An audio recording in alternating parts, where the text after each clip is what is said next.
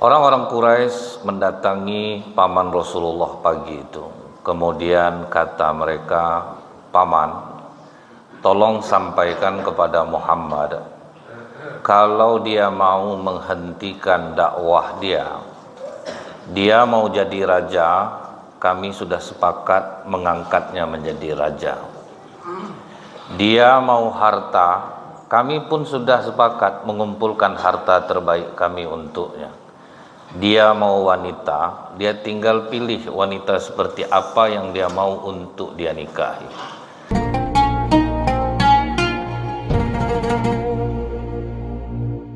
Assalamualaikum warahmatullahi wabarakatuh. Innal hamdalillah nahmaduhu wa nasta'inu wa nastaghfiruh wa na'udzu billahi min syururi anfusina wa min sayyiati a'malina. May yahdihillahu fala mudhillalah wa may yudlil fala hadiyalah. Asyhadu an la ilaha illallah wahdahu la syarikalah wa asyhadu anna Muhammadan abduhu wa rasuluh. Allahumma sholli wa sallim wa barik ala hadzal nabiyil karim wa ala alihi wa sahbihi ajma'in, amma ba'd. Ayyuhal hadirun, ittaqullaha haqqa tuqatih wa la tamutunna illa wa antum muslimun. Qala Allah Ta'ala bil Qur'anil Karim, na'udzu billahi samil alim minasyaitonir rajim. Bismillahirrahmanirrahim. Al malu wal banuna zinatul hayatid dunya. Shadaqallahul azim. Hadirin sidang Jumat yang dirahmati oleh Allah, bersyukur kita kepada Allah dengan mengucapkan alhamdulillahirabbil alamin. Allah masih berikan kita kekuatan iman walaupun banyak kesibukan, semua kita sampingkan untuk hadir di masjid ini. Semoga Allah senantiasa memberikan kemudahan urusan kesehatan kepada kita semua. Bersolawat kita kepada Rasulullah sallallahu alaihi wasallam dengan ucapan Allahumma sholli ala Muhammad wa ala ali Muhammad. Semoga diringankan lisan kita ini bersolawat sehingga kita mendapatkan syafaat di yaumil akhir kelak. Khatib berwasiat kepada diri sendiri dan kita semua, marilah kita meningkatkan ketakwaan kita kepada Allah dengan cara menjauhkan hal-hal yang melemahkan keimanan kita, selalu mendengarkan pengajian, berteman dengan orang-orang soleh. Insyaallah kita akan lebih mudah untuk takut kepada Allah, baik di saat kita sendiri ataupun di tengah orang ramai. Orang-orang Quraisy mendatangi paman Rasulullah pagi itu. Kemudian kata mereka, "Paman, tolong sampaikan kepada Muhammad, kalau dia mau menghentikan dakwah dia mau jadi raja, kami sudah sepakat mengangkatnya menjadi raja. Dia mau harta, kami pun sudah sepakat mengumpulkan harta terbaik kami untuknya. Dia mau wanita, dia tinggal pilih wanita seperti apa yang dia mau untuk dia nikahi." Jadi tiga hal ini dari zaman dulu sampai sekarang itu bisa melemahkan ketauhidan, bisa melemahkan kekuatan iman kita. Jangankan masalah kita ingin menjadi pejabat. Kalau kita baca surat Al-Baqarah 246-247, orang Bani Israel mendatangi nabinya, meminta kepada nabinya, "Angkatlah untuk kami seorang raja agar kami bisa berjuang bersamanya melawan Jalut." Diadakanlah pemilihan yang diperintahkan oleh Allah kepada nabinya, siapapun yang sama tingginya dengan tongkatmu, siapa yang sama tingginya dengan tongkatmu, dia menjadi raja Bani Israel. Banyak Bani Israel waktu itu yang ikut, tapi rupanya hanya satu yang sama tingginya dengan tongkat nabi ini, yaitu Tolut. Tolut ini petani miskin, tetapi dia memiliki fisik yang kuat dan akal yang cerdas. Jadi bukan tanpa alasan juga Allah menunjuknya melalui pemilihan seperti itu. Diangkatlah Tolut menjadi raja. Waktu itu proteslah Bani Israel. Masa orang seperti dia yang jadi raja? Itu di 247 Al-Baqarah. Karena dia miskin. Artinya apa? Dari dulu sampai sekarang itu memang uang ini sangat dibutuhkan kalau kita ingin menjadi sesuatu, tapi dalam tanda kutip ini. Karena dalam Al-Quran pun masalah duit inilah yang membuat orang tidak simpati kepada Tolut, karena dia miskin. Rasulullah sendiri mengatakan, ada kalanya kita menarik orang kepada kebaikan itu lewat perutnya. Artinya, kasih apa yang dia mau. Sampai sahabat dulu agak terkecil hati ketika pembagian harta rampasan perang. Apa kata sahabat Ansor? Kita yang berjuang sama Rasulullah selama ini, kita yang dekat, masa pembagian kita sedikit? Kok orang-orang yang baru masuk Islam itu banyak dikasih? Kata Rasulullah, kalau iman kalian aku tidak ragu lagi, tidak pun pakai duit, kalian tetap sayang sama aku, sayang sama agama ini. Tapi mereka baru-baru, maka aku kasih lebih mereka. Jadi kadang ada kita menarik orang lewat perutnya. Makanya kalau udah ahad subuh berjamaah, biasa kan ada makan-makan tuh lumayan rame jamaahnya Pak. Kalau sempat tiap pengajian macam itu, adalah donatur khususnya, itu bagus itu. Jadi kadang ada kita menarik orang lewat perut. Masjid Darul Amal belakang Telkom itu dulu paling susah ngajak orang ke masjid. Datang orang rumah makan Taragung, umumkan habis pengajian saya yang ngasih makan. Diumumkan dari sore itu. Acara habis sisa maghrib udah penuh masjid tuh. Nah, itulah kadang-kadang pesona ditarik orang lewat perut nih. Artinya apa? Rasulullah mengatakan kepada kita jauh-jauh hari, sebaik-baik penolong untuk takwa kepada Allah adalah harta benda. Sebaik-baik harta di tangan orang-orang soleh. Jadi bila mana di antara bapak ada yang maju jadi anggota dewan, orangnya baik, habiskanlah duit untuk itu. Daripada orang-orang buruk nanti yang memakai cara itu, biarlah orang-orang baik yang menggunakannya. Karena duit ini memang perlu ngumpulkan orang pakai ludah, tidak datang orang. Jadi karena Tolut miskin, walaupun dia benar, waktu diajaknya orang pergi perang, 7.000 orang yang pergi, kemudian diuji oleh Allah dengan sungai. Diumumkanlah oleh Tolut, siapa yang hanya mencuci-cuci tangannya, mencelup-celupkan kaki, dia ikut bersamaku berperang. Tapi siapa yang minum air sungai ini, dia tertinggal, berarti dia tidak ikut berperang.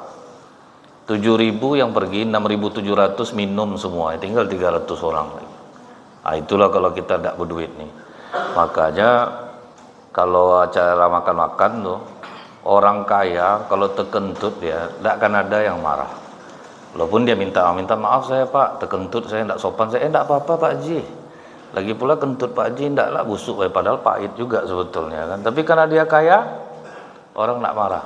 Tapi coba orang miskin yang kentut, maaf Pak saya terkentut, otak kau itu tidak ada. Memang beda perlakuan orangnya dia.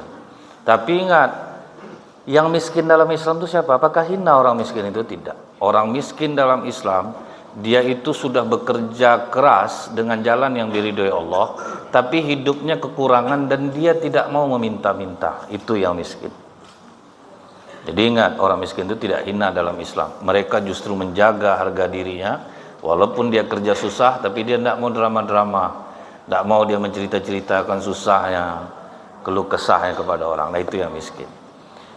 Tinggal 300 orang, termasuklah di dalamnya Nabi Daud alaihissalam yang beranjak dewasa. Waktu bertemu dua pasukan Tolut dan Jalut, karena tentara Jalut ini cukup kuat, akhirnya Tolut mengadakan sayembara. Siapa yang berhasil membunuh Jalut, aku nikahkan dengan anak perempuanku. Ternyata hanya Nabi Daud di antara 300 orang itu yang maju. Maju Nabi Daud dengan senjata manjaniknya. 3 kali batu dilepaskannya dari manjaniknya itu. Tepatlah topeng besi di kepala Jalut. Retak kepalanya. Jatuh Jalut, mati. Virallah nama Nabi Daud waktu itu karena dia berhasil membunuh Jalut. Semua orang mengeluh-ngeluhkan Daud. Hidup Daud di mana-mana. Kalau ibarat sekarang tuh FYP kalau di TikTok deh, tiap hari muncul aja di dinding-dinding orang. Twitter masuk, itulah ibaratnya. Saking orang banyak memuji Nabi Daud. Ketika nama Nabi Daud populer, Tolut yang tadinya orang baik berubah menjadi jahat. Itulah ngeri jabatan. Padahal Allah yang mengizinkan dia untuk jadi raja lewat Nabi. Begitu Nabi Daud populer, ingin dia membunuh Nabi Daud. Direncanakannya cara pembunuhan Nabi Daud seperti apa? Setiap kali ada pemberontakan di daerah, dikirimnya Nabi Daud dengan 10 orang aja, supaya mati maksudnya. Tapi rupanya Nabi Daud menang terus. Terang-terangan akhirnya Tolut ingin membunuh Nabi Daud. Nabi Daud sembunyi di atas bukit, dia nampak mertuanya sedang memburunya dengan tentara, kecapean, tertidur, turun dia dari atas bukit, ditancapkannya panah ke hadapan muka mertuanya ini. Terkejut Tolut bangun. Apa kata Nabi Daud? Jika aku ingin kekuasaanmu ayah, mudah bagiku untuk membunuhmu saat ini. Tapi bukan itu tujuanku. Disitulah Tolut akhirnya bertobat kepada Allah. Artinya jabatan itu orang baik bisa berubah menjadi jahat. Makanya kita hina-hina pejabat ini, kita doakan dia karena itu memang berat. Dalam Al-Quran aja Tolut orang baik bisa berubah menjadi jahat. Sehingga kita ingat pesan Rasulullah, jangan beri jabatan kepada orang yang meminta. Abu Dzar Al-Ghifari, siapa yang tidak kenal kezuhudannya? Siapa yang tidak tahu bagaimana taatnya dia beribadah? Dia pernah minta ke Rasulullah, angkat aku jadi gubernur Mekah ya Rasulullah. Kata Rasulullah, tidak, kau lemah. Ketika Abu Bakar jadi pemimpin, banyak orang mengusulkan, kenapa tidak ahli Badar saja yang sudah teruji keimanannya kau jadikan pejabat? Kata Abu Bakar, aku tidak ingin mengotori mereka. Itulah karena bahayanya jabatan itu. Tapi ingat, Nabi Yusuf alaihissalam mempromosikan dirinya kepada Raja Mesir saat itu, waktu dia di penjara. Angkat aku jadi bendahara negeri ini Tuan, aku orang yang amanah dan bisa dipercaya. Kalau kita mampu, kita boleh mempromosikan diri kita sendiri. Jadi angkat orang berdasarkan keahliannya. Jadi bukan karena dia rajin sholatnya. Karena bisa jadi orang rajin sholat tapi dia lemah. Jadi ini hati-hati dengan jabatan. Nah itu yang ditawarkan ke Rasulullah. Yang kedua, dia mau harta, kami kumpulkan uang-uang kami, berapapun dia mau kan kami sediakan. Uang ini yang sering menghancurkan ketauhidan orang. Di dalam kitab Imam Ibnul Qayyim Al-Jauzi rahimahullah, Talbisul Iblis, Rasulullah menceritakan ada seorang pemuda yang ketauhidannya tinggi. Ada pohon yang disembah orang di desa. Dia bawa kapak ingin menebang pohon itu. Di jalan iblis menghadangnya dalam wujud manusia. Mau kemana kau? Aku mau menebang pohon itu. Apa urusannya kau tebang? Karena ini perbuatan syirik. Jangan kau macam-macam, kata iblis. Kau tebang pohon itu, mati kau aku buat. Dipukulnya iblis ini, terkapar iblis ini langsung lemah. Tunggu, kata iblis ini. Jangan kau teruskan memukul aku. Tapi kalau kau tidak jadi menebang pohon itu, aku berjanji, setiap pagi kau bangun, kau akan menemukan uang koin emas di bawah tempat tidurmu. Mendengar uang koin emas itu tidak jadi ditebangnya. Itulah dahsyatnya godaan Allah. Pulang dia ke rumah, besok pagi bangun ada uang koin emas. Besok paginya lagi bangun ada koin emas. Di hari ketiga dia bangun tidak ada lagi koin emas, dibawanya kapaknya lagi. Dihadang oleh iblis yang sama. Mau kemana kau? Kau nak tepat janji. Akan ku tebang pohon itu. Kalau sekarang kau jangan macam-macam. Maju kau kupukul kau, kata iblis itu. Oh belum jerah kau lagi ya, kupukul kemarin. Langsung dipukul iblis dia. Dialah yang terkapar. Mengapa kau begitu kuat sekali? Kata pemuda ini. Waktu kau mau menebang pertama itu, kau tulus karena Allah. Jangankan aku, langit dan bumi pun tidak akan mampu menghancurkanmu. Tapi sekarang kau menebang pohon itu karena kau tidak bertemu lagi dengan uang koin emas di bawah bantalmu. Jadi godaan uang ini dahsyat. Kadang kami ustadz nih, Assalamualaikum ustadz, bisa ceramah di kampung kami habis Isya Jumat. Berangkat agak sore ustadz karena lumayan agak jauh. Sebentar pak, saya lihat dulu. Wah rupanya kosong pak, bisa. Kami kunci ya ustadz ya. Iya pak. Sejam setelah itu nelfon pula lah orang lain. Jumat ba'da Isya ada acara ustadz, ceramah di kampung kami agak mendadak nih nelfon nih ustadz. Oh minta maaf saya pak, udah ada jadwal saya, itulah terlambat pula panitia tadi ngasih nomor nih. Kalau bisa ustadz ada sekian juta rencana tuh. Dia jam berapa tadi pak? Bisa berubah tuh. Itulah uang. Jadi hati-hati dengan uang nih. Hancur iman kita bisa gara-gara uang. Bertengkar orang adik-beradik bisa gara-gara uang. Itu bahayanya uang. Yang ketiga, dia mau wanita. Wanita seperti apa dia mau, dia tinggal tunjuk, akan kami nikahkan dengannya. Masih dalam kitab yang sama, Talbisul Iblis, di situ dikisahkan ada orang yang sangat taat beribadah, namanya Barsiso. Orang di masa lalu sangat taat beribadah. Jadi ada dua orang laki-laki bersaudara, punya adik satu orang perempuan. Mereka hendak pergi berperang. Berundinglah mereka berdua. Ke siapalah adik kita ini kita titipkan? Yang taat di kampung kita ini cuma Barsiso, ke dia aja lah kita titipkan. Pergilah mereka membawa adik perempuan mereka ke sana.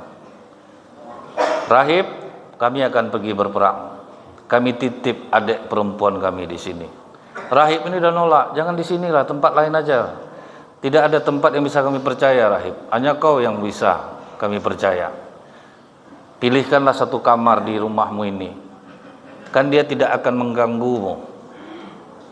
Akhirnya terpaksa diterima oleh rahib ini. Nah, iblis cukup sabar. Tindakanmu ini benar, bisikan-bisikan itu. Karena kau yang taat di sini. Apa pula lah salahnya dia di sini? Biarkan aja dia di sini. Kalau kau mengantar makanan, cukup taruh aja di tangga, kemudian kau pergi ke atas, jadi tidak mengganggu ibadahmu. Nah, ini jalannya cukup lama. Setelah pola ini teratur, baru iblis masuk lagi. Kadang kalau di bawah tangga letak makanan itu, binatang yang memakannya. Kadang sampai tidak makan dia. Apa salahnya diketok pintu kamarnya, taruh depan pintu kamarnya, kemudian kau tinggalkan. Nah, pola ini dijalani lagi oleh rahib. Setelah sekian lama, kau orang tahu agama, dia udah lama di sini. Masa tidak kau ajarkan agama? Kalau kau takut fitnah, kan bisa ngobrolnya di luar. Mulai ini di jalannya, awalnya cerita agama. Mulai akrab, mulai dekat. Baru iblis ini masuk. Kalau kau ngantar makanan, apa salahnya langsung aja masuk ke kamarnya? Kau kan udah kenal sama dia. Masuklah rahib ini ke kamar, ditiupkan iblis angin, tersingkap aurat perempuan ini, akhirnya dizinai oleh rahib. Setelah dizinai dia, masuk iblis yang menggoda lagi. Sempat buka mulut perempuan nih, hancur karir kau. Bunuh dia. Akhirnya dia bunuh. Dikuburkannya di sekitar mihrabnya. Setelah itu dua orang bersaudara ini datang. Mana adik kami rahib? Langsung acting rahib ini. Dia sakit dan meninggal. Oh, kami minta terima kasih rahib. Susah kau jadinya gara-gara adik kami. Dia tidur malam, dua orang bersaudara ini, datang pula iblis ke mimpinya dalam hal yang sama. Seperti seorang orang tua yang bijaksana. Adik kalian sebetulnya bukan mati karena sakit, tapi diperkosanya, kemudian dibunuhnya. Gali kuburnya, kalau kalian tidak percaya, di depan mihrabnya. Sama-sama terbangun, aku mimpi ini bang, aku mimpi juga sama. Cobalah kita ke sana, baru ke sana. Ternyata betul, diaraklah rahib ini. Dinaikkan ke tiang salib sampai dia mau disalib itu, sedang dia disalib itu tapi belum dibunuh. Datang lagi iblis ini. Aku yang telah membuatmu seperti ini dan aku pula yang bisa membebaskanmu. Caranya bagaimana? Cukup kau bersujud kepadaku 2 kali. Bagaimana aku bersujud? Tangan aku tersalib seperti ini. Isyaratkan saja dengan matamu. Akhirnya diisyaratkannya 2 kali, dia sujud dengan mengedipkan matanya. Tertawa iblis ini. Akhirnya rahib ini meninggal dalam keadaan musyrik. Nah, itulah ngerinya wanita. Siapa yang membunuh Ali bin Abi Thalib? Abdurrahman bin Muljam, penghafal Quran, Al-Mukri gelarnya di masa Umar bin Khattab. Kenapa dia bunuh Ali? Mahar yang diminta oleh perempuan itu, kau bunuh Ali, bawa kepalanya, aku akan menjadi istrimu. Seorang penghafal Quran akhirnya harus membunuh Ali bin Abi Thalib karramallahu wajhah. Itulah bahayanya godaan wanita ini. Jadi mudah-mudahan kita dijaga Allah agar bisa terselamatkan dari fitnah-fitnah dunia ini, sehingga kita tidak kusut hati, tidak kotor jiwa kita untuk menghadap Allah nantinya. Fa'tabiru ya ulil absar la'alakum turhamun.